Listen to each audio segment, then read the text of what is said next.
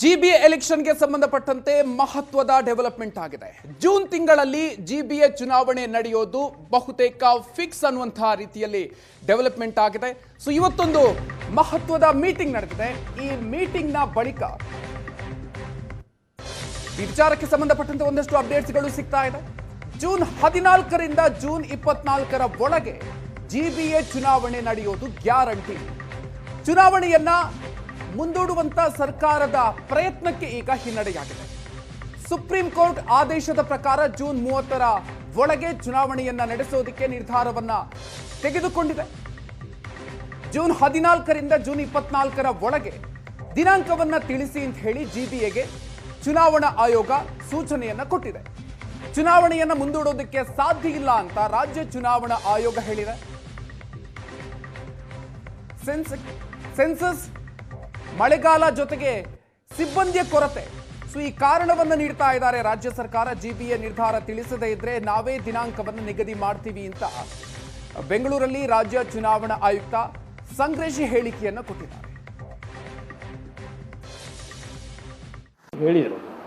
ಹೀಗಾಗಿ ನಾನು ಅವರಿಗೆ ಹೇಳಿದ್ದೇನೆ, ಈ 14ರಿಂದ ಜೂನ್ 24 ಮೇ ಅಂಥದ್ದು ಜೂನ್ 14ರಿಂದ ಜೂನ್ 24ರ ಅವಧಿಯಲ್ಲಿ ನಾನು ಚುನಾವಣೆ ಮಾಡಬೇಕಾಗಿದೆ, ಘೋಷಣೆ ಮಾಡಬೇಕಾಗಿದೆ, ದಿನಾಂಕವನ್ನು ನಿಗದಿಪಡಿಸುವುದಿದೆ. ಈ ದಿನಾಂಕಗಳಲ್ಲಿ 10 ದಿವಸಗಳಲ್ಲಿ ಯಾವುದಾದ್ರೂ ಒಂದು ದಿನಾಂಕವನ್ನು ನೀವು ಕೂಡ ಸಜೆಸ್ಟ್ ಮಾಡಬಹುದು ಅಂತ ನಾನು ಅವರಿಗೆ ಕನ್ಸಲ್ಟ್ ಮಾಡಿದೆ, ಸಮಾಲೋಚನೆ ಮಾಡಿದೆ. ಹೀಗಾಗಿ ಅವರು ತಮ್ಮದೇ ಆದಂಥ ಒಂದು ಇನ್ಪುಟನ್ನು ಕೊಟ್ಟಿದ್ದಾರೆ.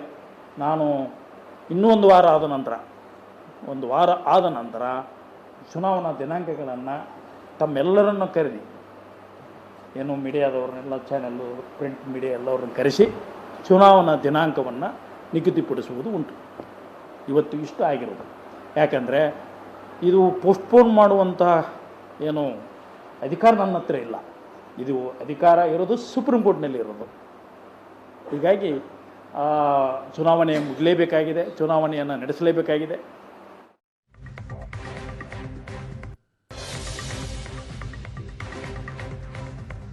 ಸುಪ್ರೀಂ ಕೋರ್ಟ್ ಆದೇಶದಂತೆ ಜೂನ್ 30ರ ಒಳಗೆ ಜಿಬಿಎ ಚುನಾವಣೆ ನಡೆಯುತ್ತೆ.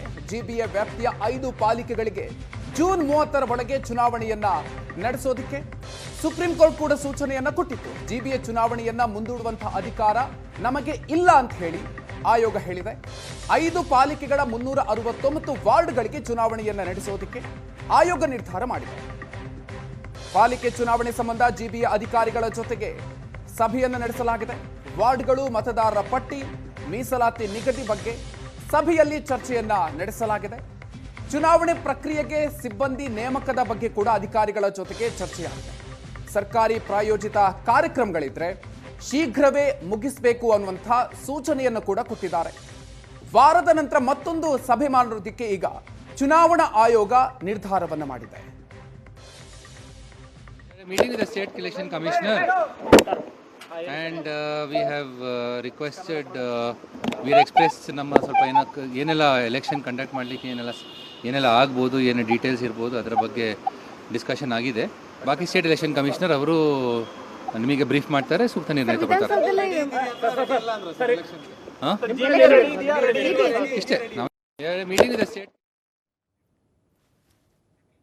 ಹೆಚ್ಚಿನ ಡೀಟೇಲ್ಸ್ ಕೊಡ್ತಾರೆ ನಮ್ಮ ಪ್ರತಿನಿಧಿ ರಕ್ಷಾ. ಇದೀಗ ನಮ್ಮ ಜೊತೆಗೆ ದೂರವಾಣಿ ಸಂಪರ್ಕದಲ್ಲಿದ್ದಾರೆ. ರಕ್ಷಾ, ಇದೀಗ ಜಿಬಿಎ ಚುನಾವಣೆಯನ್ನ ಸೆಪ್ಟೆಂಬರ್ವರೆಗೂ ಮುಂದೂಡಬೇಕು ಅನ್ನುವಂಥ ಪ್ರಯತ್ನ ಸರ್ಕಾರ ನಡೆಸ್ತಾ ಇತ್ತು. ಆದ್ರೆ ಈಗ ಜೂನ್ನಲ್ಲೇ ನಡೆಯೋದು ಫಿಕ್ಸ್ ಆಗಾದ್ರೆ ಮತ್ತು ಜೂನ್ನಲ್ಲೇ ನಡೆಸಬೇಕು ಅನ್ನುವಂತಹ ಇಂಗಿತವನ್ನ ರಾಜ್ಯ ಚುನಾವಣಾ ಆಯೋಗ ವ್ಯಕ್ತಪಡಿಸ್ತಾ ಇರ್ತಕ್ಕಂಥದ್ದು. ಇವತ್ತು ರಾಜ್ಯ ಚುನಾವಣಾ ಆಯೋಗದ ಅಂಗಳದಲ್ಲಿ ನಡೆದಂತ ಸಭೆಯಲ್ಲೂ ಕೂಡ ಅಷ್ಟೇನೆ. ಯಾಕಂತಂದ್ರೆ ಈ ಚುನಾವಣೆಯನ್ನ ಮುಂದೂಡುವಂತಹ ಅಧಿಕಾರ ನನಗಿಲ್ಲ ಅಂತ ಹೇಳಿ ರಾಜ್ಯ ಚುನಾವಣಾ ಆಯೋಗದ ಆಯುಕ್ತರಾಗಿರುವಂತಹ ಸಂಗ್ರೇಶಿ ಸ್ಪಷ್ಟವಾಗಿ ಹೇಳಿದ್ದಾರೆ. ಯಾಕಂದ್ರೆ ಈ ಒಂದು ಚುನಾವಣೆಯನ್ನ ನಡೆಸಲೇಬೇಕು, ನಡೆಸಿ ಸಂಪೂರ್ಣ ರಿಸಲ್ಟ್ ಅನ್ನ ಜೂನ್ 30ರೊಳಗಡೆ ನೀಡಬೇಕು. ಆ ಮೂಲಕವಾಗಿ ಚುನಾವಣೆಯನ್ನ ನಡೆಸಿರುವಂತಹ ಸಂಪೂರ್ಣ ಡೀಟೇಲ್ಸ್ ನ ಸುಪ್ರೀಂ ಕೋರ್ಟ್ಗೆ ನೀಡಬೇಕು ಅನ್ನುವಂತಹ ಒಂದು ಆದೇಶವನ್ನ ಸುಪ್ರೀಂ ಕೋರ್ಟ್ ಹೇಳಿರ್ತಕ್ಕಂಥದ್ದು. ಸೊ ಈ ಆದೇಶದ ಮೂಲಕವಾಗಿ ನಾವು ನೋಡೋದಾದ್ರೆ ಖಂಡಿತ ನಾವು ಜೂನ್ 30ರೊಳಗಡೆ ನಾವು ಈ ಎಲೆಕ್ಷನ್ ನಡೆಸಲೇಬೇಕು ಅನ್ನುವಂತಹ ಒಂದು ಸ್ಪಷ್ಟವಾದಂತಹ ನಿರ್ಧಾರವನ್ನ ಸಂಗ್ರೇಶಿ ಅವರು ಹೇಳಿದ್ದಾರೆ.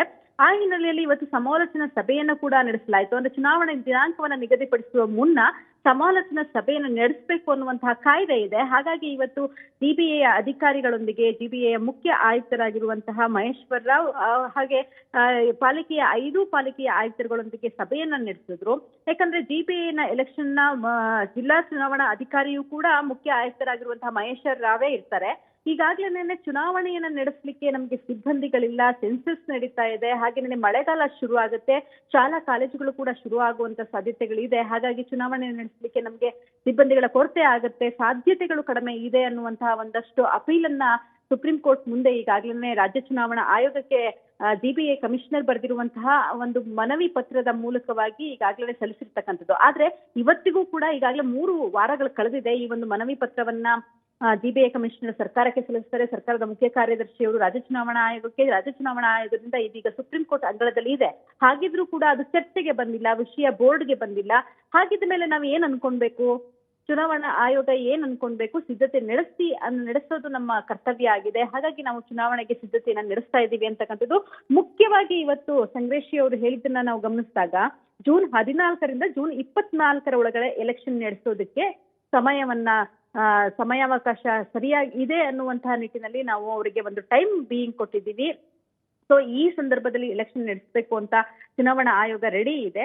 ನೀವು ರೆಡಿ ಇದ್ದೀರಾ? ಅಂದ್ರೆ ಚುನಾವಣೆ ಆಯೋಗ ಈ ಡೇಟ್ ನ ಫಿಕ್ಸ್ ಮಾಡಿದ್ರು ಕೂಡ ಚುನಾವಣೆಗೆ ಸಿಬ್ಬಂದಿಗಳನ್ನ ಒದಗಿಸೋದು, ವಾರ್ ರೂಮ್ ಗಳನ್ನ ಒದಗಿಸೋದು, ಚುನಾವಣೆಯ ಮಿಕ್ಕೆಲ್ಲ ಸಿದ್ಧತೆಗಳನ್ನ ಮಾಡ್ಬೇಕಾಗಿರೋದು ಜಿಬಿಎ ಆಗಿರುತ್ತೆ. ಹಾಗಾಗಿ ಜಿಬಿಎ ರೆಡಿ ಇದೆಯಾ ಅನ್ನುವಂತಹ ಪ್ರಶ್ನೆಯನ್ನ ಕೇಳಿದ್ದಾರೆ. ಜೊತೆಗೆ ಒಂದು ಡೇಟ್ ಅನ್ನ ಕೂಡ ನೀಡಿ ಅಂತ 14ರಿಂದ 24ರ ಒಳಗಡೆ ಒಂದು ಡೇಟ್ ಅನ್ನ ನೀವು ನಿರ್ಧಾರ ಮಾಡಿ ಹೇಳಿ ಅಂತ ಹೇಳಿದ್ದಾರೆ. ಹೇಳಲಿಲ್ಲ ಅಂತ ಅಂದ್ರೆ ನಾವೇ ಒಂದು ಡೇಟ್ ಅನ್ನ ಫಿಕ್ಸ್ ಮಾಡ್ತೀವಿ ಅಂತಾನೂ ಕೂಡ ಚುನಾವಣಾ ಆಯೋಗದ ಆಯುಕ್ತರಾಗಿರುವಂತಹ ಸಂದೇಶ್ ಅವರು ಹೇಳ್ತಾ ಇರ್ತಕ್ಕಂಥದ್ದು. ಈ ನಿಟ್ಟಿನಲ್ಲಿ ಇವತ್ತಿನ ಸಭೆಯ ನಿಟ್ಟಿನಲ್ಲಿ ನೋಡೋದಾದ್ರೆ ಜೂನ್ 14ರಿಂದ ಜೂನ್ 24ರ ಒಳಗಡೆ ಎಲೆಕ್ಷನ್ ಆಗ್ಬೇಕು ಅಂತಕ್ಕಂಥದ್ದು. 24ರಂದು ಎಲೆಕ್ಷನ್ ಆದ್ರೆ ಒಂದ್ 2-3 ದಿನ ಬಿಟ್ಟು ಎಣಿಕೆ ಆದ್ರೆ ಯಾವ ಡೇಟ್ ಅನ್ನ ಸುಪ್ರೀಂ ಕೋರ್ಟ್ ಹೇಳಿತ್ತೋ ಜೂನ್ 30ರೊಳಗಡೆ ನೀವು ಎಲೆಕ್ಷನ್ ಮಾಡಿ ಸಂಪೂರ್ಣಗೊಳಿಸಬೇಕು ಅಂತ ಹೇಳಿತ್ತೋ ಆ ನಿಟ್ಟಿನಲ್ಲಿ ಕಾರ್ಯಪ್ರವೃತ್ತರಾಗದಂಗೆ ಆಗತ್ತೆ. ಆದ್ರೆ ಸುಪ್ರೀಂ ಕೋರ್ಟಿಗೆ ಒಂದು ಅಪೀಲ್ ಕೂಡ ಹೋಗಿದೆ.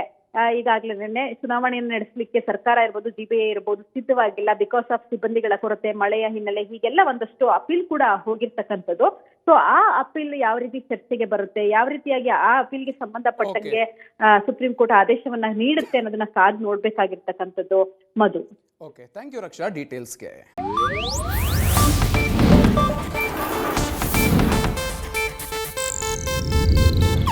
ಇದು ಏಷ್ಯಾನೆಟ್ ನ್ಯೂಸ್ ನೆಟ್ವರ್ಕ್ ಪ್ರಸ್ತುತಿ.